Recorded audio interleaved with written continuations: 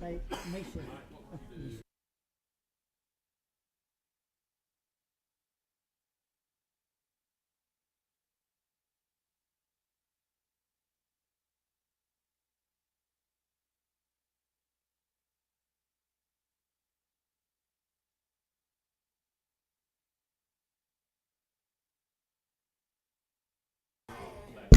Okay, it's the appointed time, and let's ready. 'Cause I know this is probably between us and going home. So, with that, Dewey McLean, would you open us in prayer? Thank you, Mr. Chairman. I'll be happy to do that.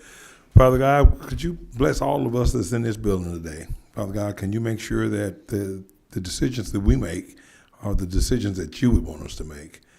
And we ask that you bless everyone in this building. In Jesus' name we pray. Amen. Thank you. All right. Let me turn my volume down a little bit. All right. The folks from Aleutian, y'all here? You're not with them. Are any of the folks with Aleutian in the room? Okay. First on the agenda is Senate Bill 384, Senator Hickman. Come on up. You can come to the table, probably be better than the podium. And Senator Hickman is one of my two senators. So Thank you. he is today. The other one's the appropriations chair, so all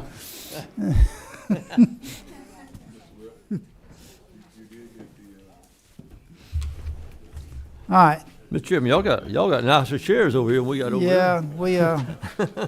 we do real work, so.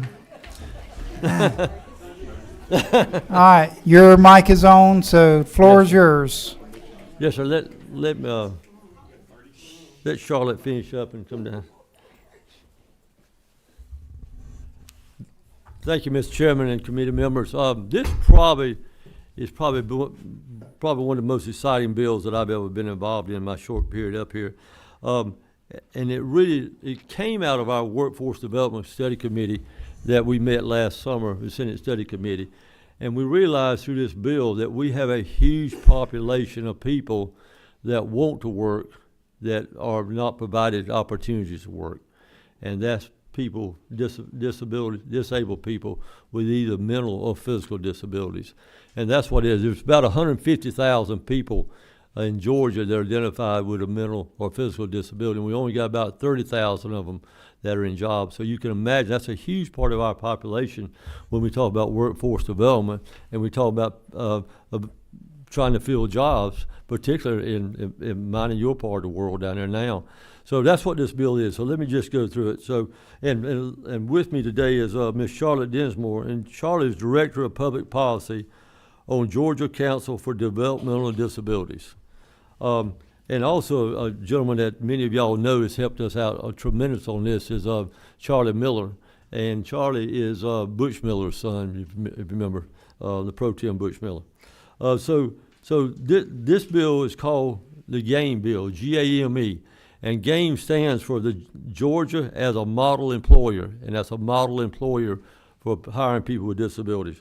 So this is a program for the recruitment, hiring, advancement, and retention of qualified individuals with disabilities at all levels and for all occupations in state government.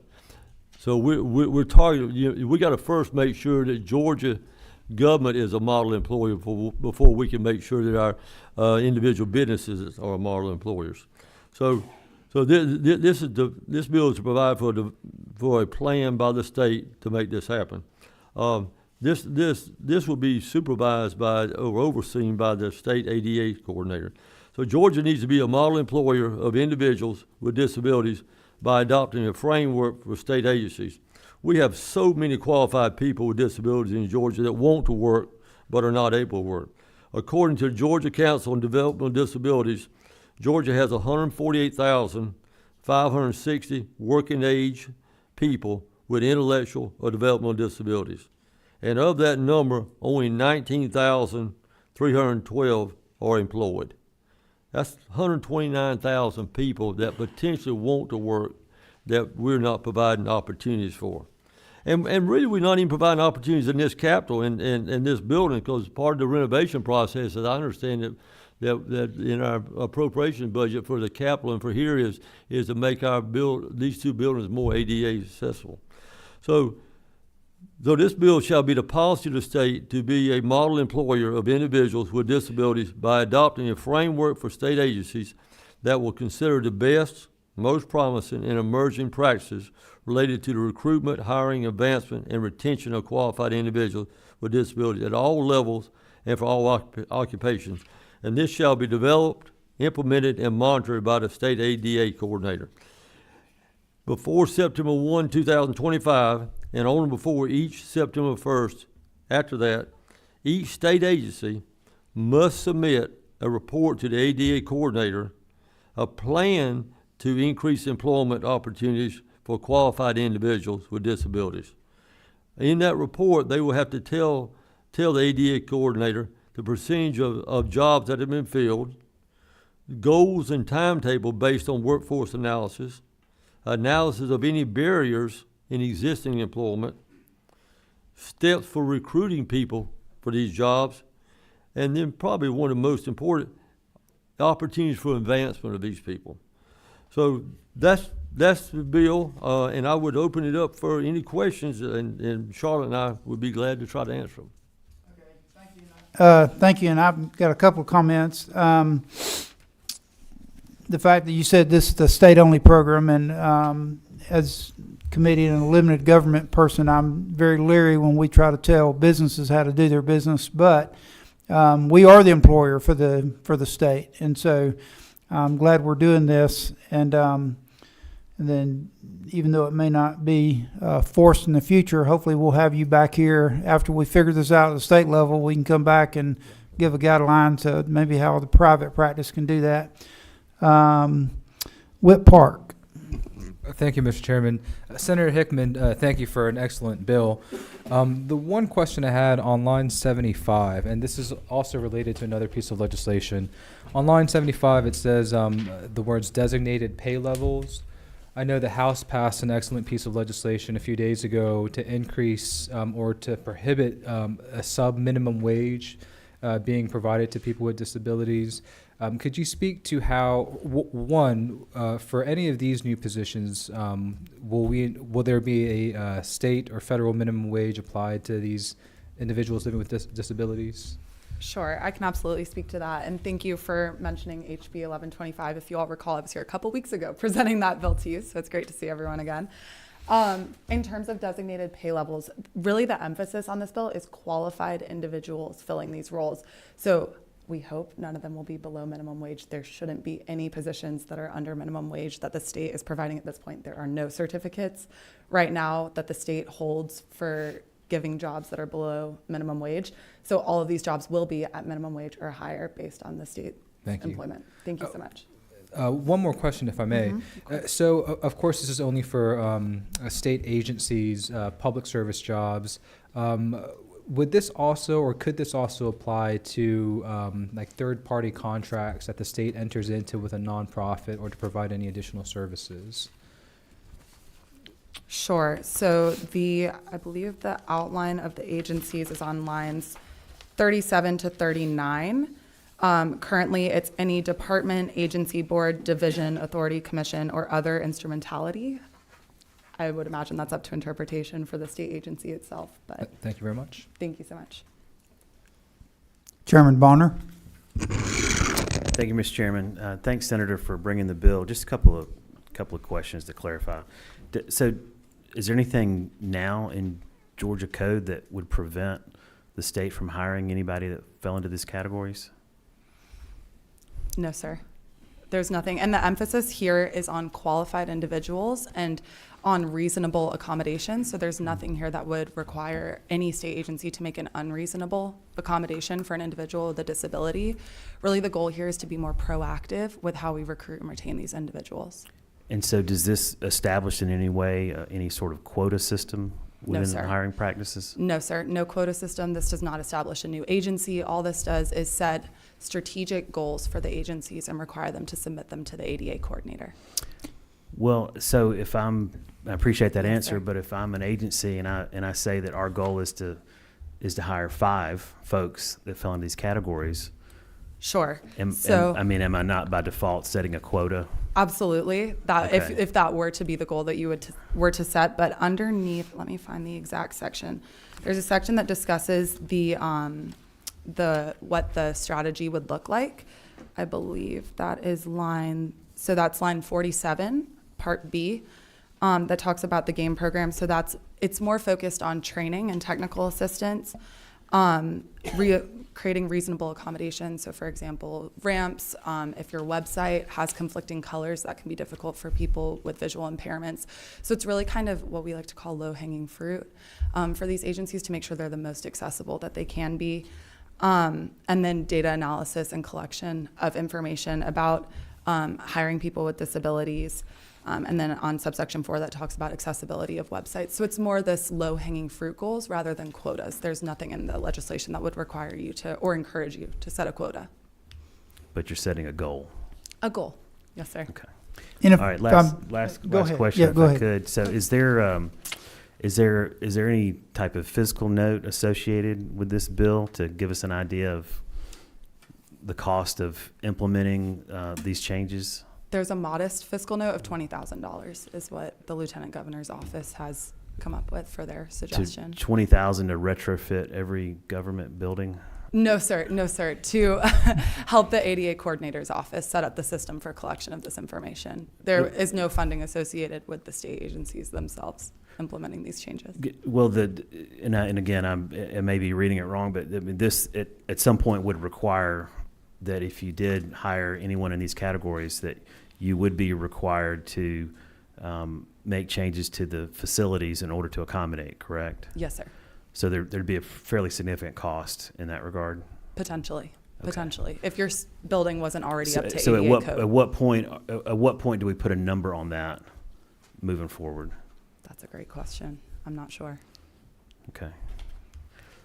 I guess part of my concern is, we obviously with the renovation of buildings that we know about, it would certainly be addressed, but what would be the cost to retrofit, and not just in terms of ramps and other things, but everything that's mentioned in terms of visuals and all that kind of thing. What would be that cost, and are we going to obligate ourselves to something that we may not have? So.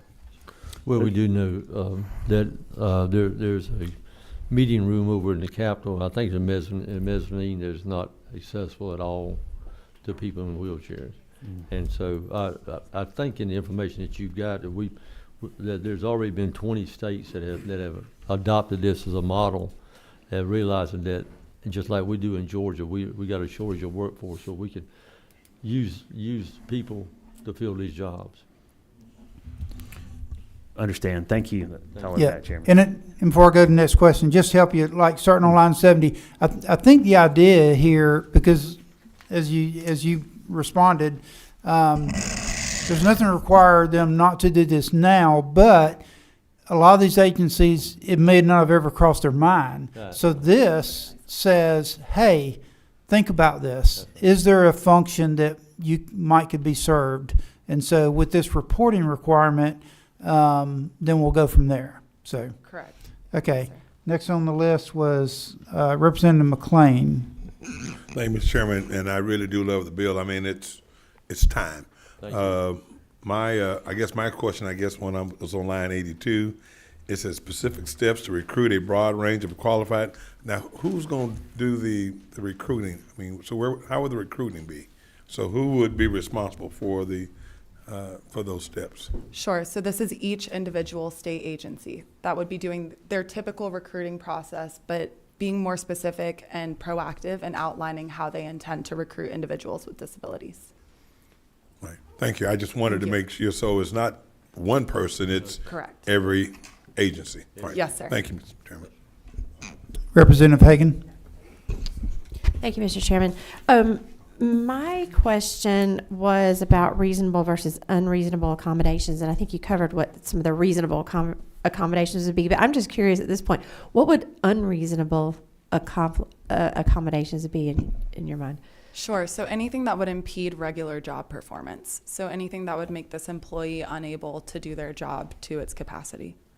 So anything, for example, say my accommodation was I need to miss work Monday through Friday every day because I've got doctor's appointments all day every day. That's an unreasonable accommodation. That would not be expected of the Something agency. that would, so reasonable would be something that they're otherwise qualified. A Sure. reasonable accommodation would aid them in being able to get to their job site, their office, Sure. do their work. Unreasonable would be, this Unable is to something that's complete your keeping, you're not actually qualified to do this job if you can't Yes, ma'am. show up and do the job. That's correct. Yes, Okay, ma'am. thank you. That's a great question. Representative Carter? Thank you, Chairman. And thank you. I think this bill sounds really interesting. We were in education this morning and we were talking about something, I don't remember what, and they were talking about there was some children with certain disabilities that they thought would be perfect for like certain types of roles. So I was like, okay, so we're here talking about how we can support employees with disabilities. So my question, based on what I'm hearing over here, don't we currently have standards for ADA standards in buildings? And I guess I'm probably not as concerned because I would think that for the most part we already are accommodating. Yes. Yeah. That's correct. So I guess I was just trying to understand maybe some of the concern with the cost of any additional accommodation. And That's then, correct. Chairman, if I may, at the appropriate time. Okay. Thank you, sir. Yes, that's correct. We do already have ADA requirements. But as Senator Hickman mentioned, not all of our state buildings are necessarily up to them at this moment. Yeah, and I think, again, it goes back to the line that every agency, like we have some agencies who are doing a great job, and then we've got some agencies who they've never thought about it before. This will at least say, think about it. Yes. So, yeah, great question. Representative Anderson. Thank you, Mr. Chairman. As I read this is not creating any new No, sir. jobs, positions, or anything. It's just enabling or providing a mechanism to fill existing jobs and positions. And that kind of brings me back to the discussion we had earlier about the bill that was passed, and then also dealing with the reporting requirement for on line 75, that includes qualified individuals with disabilities at designated pay levels. Would you anticipate this creating a different pay structure for these people, or would it just be a scenario to where just if they fit the model and could produce, I guess, then that would be that. So Yes, sir, correct. We don't anticipate that this would create any new pay structures for these agencies. okay, and just one final question. And has anybody taken into consideration? And again, this is just kind of looking at this from an entire standpoint here, because most of these positions are full benefit positions, which means they're going to have options with state health benefit plan, that sort of thing. Any potential impact on that related? And again, I know it's not a high volume and it's not anything like that, but there may be circumstances to where it falls outside of the parameters and the guidelines of being insurable and that sort of thing. I'm just curious if that's been considered. Not to my knowledge, no, sir. Okay, thank you. Whip Park. Thank you, Mr. Chairman. I appreciate your clarification on the point. I just wanted to reiterate that for the avoidance of doubt. But on line 71, essentially all this bill is doing is saying submit a plan to increase employment opportunities. If there are is it not true that if there are certain state agency buildings that are not ADA compliant, and there's no state funding available to make them or to provide certain reasonable accommodations, that they wouldn't otherwise be able to provide an increase in employment in those instances? Is that correct? That's correct. And is it not true that this bill would not mandate or require any expenditures of funds for the purposes of providing greater reasonable accommodations? That's correct. Is it not further true that this bill really, at least in my reading of it, is just a matter of ensuring transparency so that we provide more opportunities for Georgians living with disabilities? Couldn't have said it better myself. Thank you. So much. Representative Holly. Thank you, Mr. Chairman. Thank you. And you may have already answered this when I was out. For that state ADA coordinator, the data that they're collecting, is it specifically just to look, is it going to be for the, to showcase literally how this game program, is it just for the game program, or is it also going to be shared across other agencies? You know, we remember, I know Senator Hickson remembers how a lot of the duties that we used to have and expecting to have over at the Department of Labor, you know, when that money got shifted over to technical colleges, state of Georgia, for apprenticeships, you know, that's now probably even affecting opportunities that disabled persons might be able to use there. So any of the data collection that the state ADA coordinator is going to aggregate, is that going to be made available across the board, or is this just specifically for the game program? That's a great question. I believe that would be up to the discretion of the ADA coordinator. Okay. Thank you. Representative Cameron. Thank you. This question, if we hire someone in a position in an agency and they stay a while, but then they move on to something else, and then we hire another person in, but the accommodation for that employee that fit this employee, we're going to keep making accommodations to fit the employee. Yes, sir. I believe that's the intent, is that we would inspire state agencies to continue to make accommodations for willing individuals in the workforce who have disabilities. All right, thank you. Yes, sir. I would also think that because of the transition of time, if you have a person apply for a job and at that particular point in time, that office setting is not set up for that type of person disability, then this would not require them to go in and hire them anyway and change it, because the discretion. Am I right on that? Yeah. Okay. So as Mr. Chairman said, this is more like, let's just tell people, let's look at this big picture thing and realize we got a population of people out there that really can be helping us provide workforce, and we're not really making everybody aware of this. Is more of awareness type situation than anything else. Thank you. Yes, sir. Just to clarify, there's no mandate involved other than reporting on goals and strategies. Chairman Bonner. Thank you. Just a follow-up. So help me understand, we currently have the state ADA coordinator, which is more than just an individual. It's a department, correct? Yes, sir. So how much of this does not fall under their purview already? The requirement to set goals has not been outlined by the state government yet. So this would be the requirement for the reports from state agencies. And so are we saying then that have we not tried this, because this mandates reporting, correct? Yes, sir. Okay. Have we not tried just getting this information from agencies through the ADA coordinator? I don't believe so. No, sir. Okay. So we're just going to go straight to mandate. This is a policy that's been outlined and recommended on the national level. I think there's some information on your one pager about national recommendations. Yeah, I guess a part of my set this concern is if we have an entire department that's focused on ADA, why do we need something like this? We think it fits perfectly into their purview. So we're just handing them the legislative backing in order to gather this information. So what are they doing? What are they doing now? Right now, it's building codes. I'm not an expert on the ADA coordinator. My understanding is a lot of the work they do has to do with ensuring that buildings are up to code. Okay. Again, my concern, just to lay it out there, is that, I try to consider, is this legislation that we need, right? And it just seems to me that, we do have a lot of coverage in this area, and that, providing this mandate, and I understand what you said about how you address the quotas, but in my view, when you set a goal, you are setting that quota, right? And I'm just not a proponent of quotas in general. So